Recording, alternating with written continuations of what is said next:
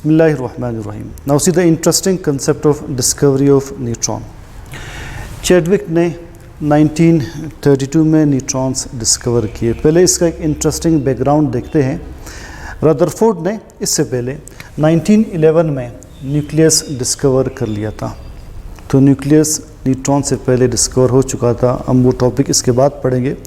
Rutherford ने एक disparity देखी, एक डिस्क्रिपेंसी या कन्फ्यूजन देखी। उसने ये देखा कि हाइड्रोजन का एटॉमिक नंबर 1 है, इसका मतलब ये कि इसमें एक इलेक्ट्रॉन है, एक प्रोटॉन। तो इसका मास नंबर जो कि हम ऊपर लिखते हैं, मास नंबर इसका 1 होना चाहिए। और इसी तरह से ही है, हाइड्रोजन का मास नंबर 1 है। अब हीलियम का एटॉमिक नंबर 2 है, तो इसमें 2 इलेक्ट्रॉन्स 2 प्रोटॉन्स, जितने इलेक्ट्रॉन्स उतने ही प्रोटॉन्स। न्यूक्लियस में पार्टिकल्स की तादाद को मास नंबर कहते हैं। तो ये एक्सपेक्ट कर रहे थे कि हीलियम का मास नंबर 2 आना चाहिए, मगर जब भी वो हीलियम को कार्बन के साथ कंपेयर करके इसका मास नंबर मालूम करते, इसका मास नंबर कभी भी 2 नहीं आता, इसका मास नंबर हमेशा 4 आता था, 4। तो उन्होंने कहा ये कैसे पॉसिबल है, इसके एटॉमिक नंबर और मास नंबर में क्यों ये डिस्पैरिटी आ रही है, मास नंबर क्यों ज़्यादा आ रहा है। इसका मतलब ये कि न्यूक्लियस में 2 पार्टिकल्स एक्स्ट्रा मौजूद हैं, 2 पार्टिकल्स एक्स्ट्रा न्यूक्लियस में मौजूद हैं।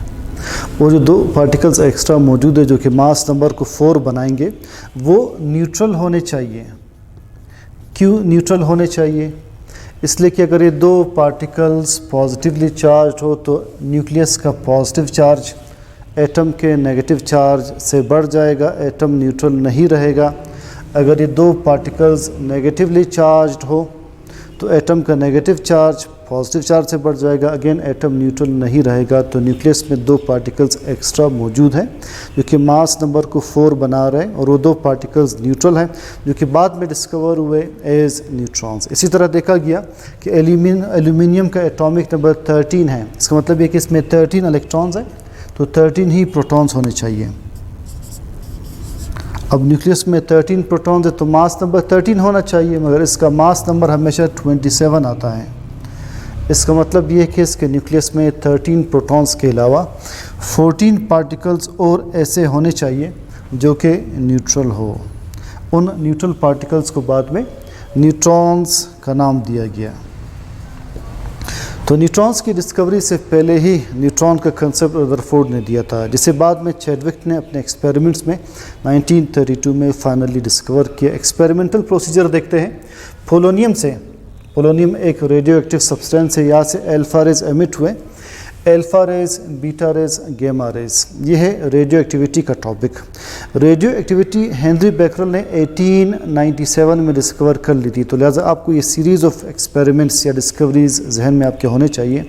इससे पहले ही, यानी न्यूट्रॉन्स की डिस्कवरी से पहले ही अल्फा रेज डिस्कवर हो चुके थे। तो पोलोनियम से अल्फा रेज फोकस किए गए बेरिलियम के न्यूक्लियस पर। तो देखा कि बेरिलियम के न्यूक्लियस से इन रिस्पॉन्स कुछ रेडिएशंस एमिट होते हैं, कुछ ऐसे रेडिएशंस एमिट होते हैं जो कि अननोन नेचर कहते हैं। इन्हें कहते हैं अननोन रेडिएशंस। अब ये मालूम करने के लिए कि ये रेडिएशंस पॉजिटिव हैं, नेगेटिव है या न्यूट्रल, इनके पाथ में एक डिटेक्टर प्लेस किया गया। ये है डिटेक्टर। डिटेक्टर का नीडल डिफ्लेक्ट नहीं हुआ, जिसका मतलब ये है कि ये रेडिएशंस क्या थे, ये न्यूट्रल थे। तो वो ये समझे कि शायद ये गैमा रेज हैं, इसलिए कि गैमा रेज भी न्यूट्रल होते हैं। उन्होंने तसव्वुर किया कि शायद ये गैमा रेज है।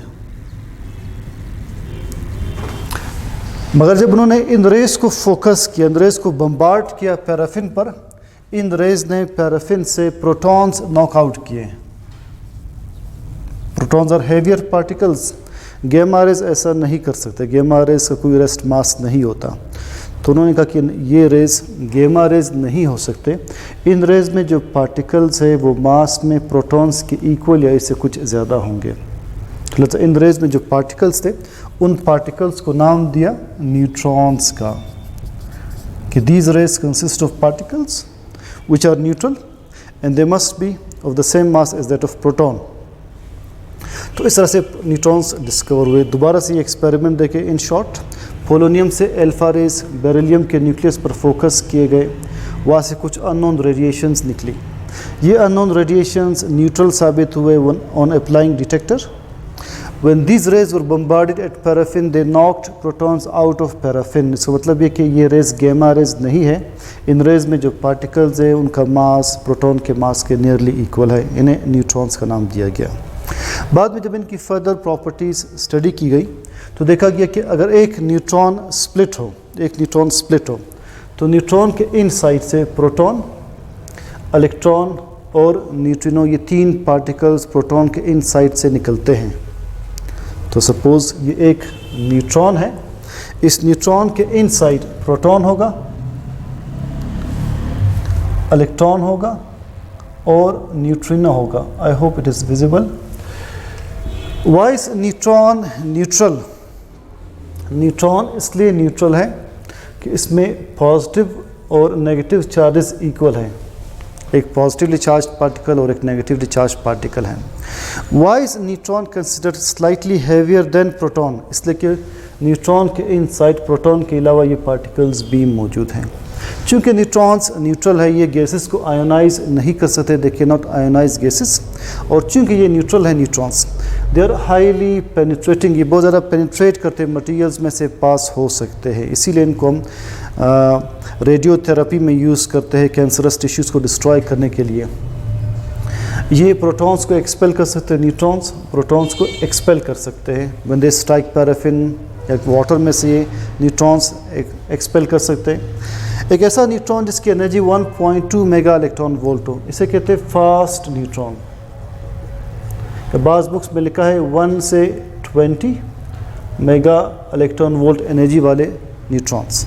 एक ऐसा न्यूट्रॉन जिसकी एनर्जी 1 इलेक्ट्रॉन वोल्ट हो या 1 से लेकर 10 इलेक्ट्रॉन वोल्ट, वो मेगा इलेक्ट्रॉन वोल्ट की वैल्यू है या इलेक्ट्रॉन वोल्ट, तो ये होगा स्लो न्यूट्रॉन। न्यूक्लियर फिशन में आप पढ़ेंगे, न्यूक्लियर रिएक्टर्स में स्लो न्यूट्रॉन्स यूज़ होते हैं। When neutron is bombarded, it is neutron is bombarded at nitrogen.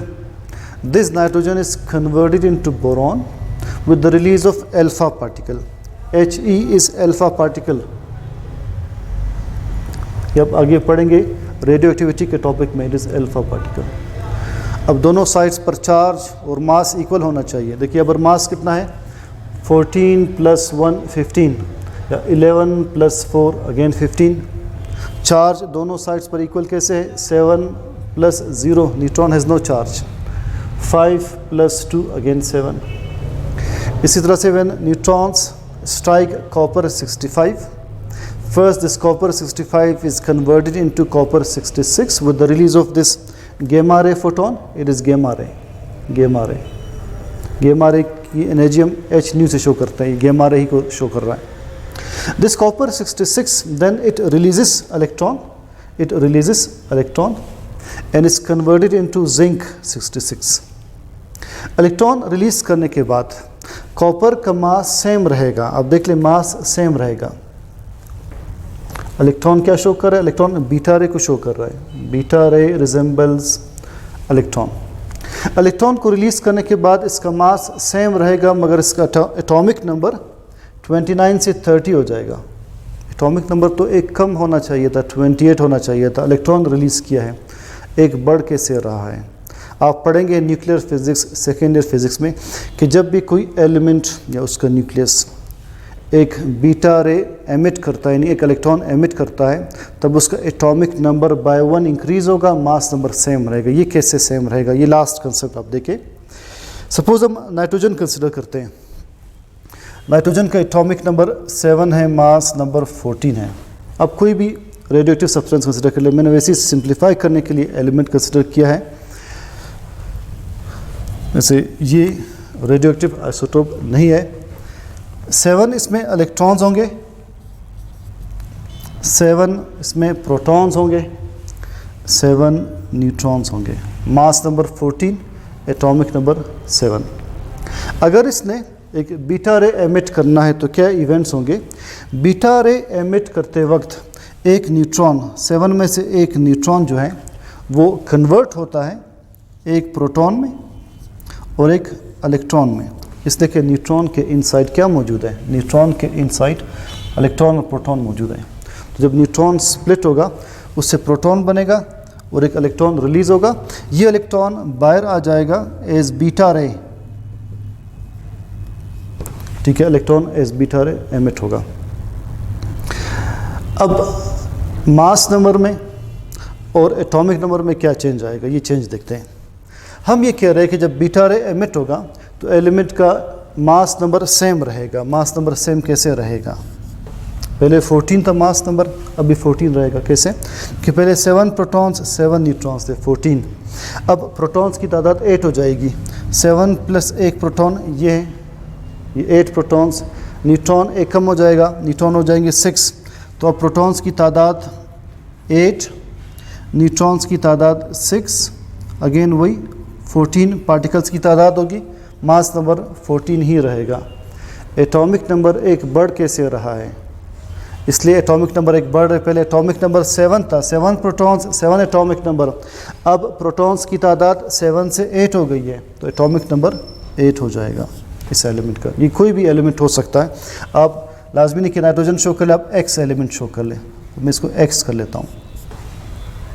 अक्सर हम एटॉमिक नंबर प्रोटॉन्स की तादाद से डिफाइन करते हैं। तो जब पहले इनिशियली प्रोटॉन्स 7 थे तो एटॉमिक नंबर 7 लिखा, एक प्रोटॉन एक्स्ट्रा न्यूट्रॉन से बना तो प्रोटॉन्स 8, एटॉमिक नंबर 8।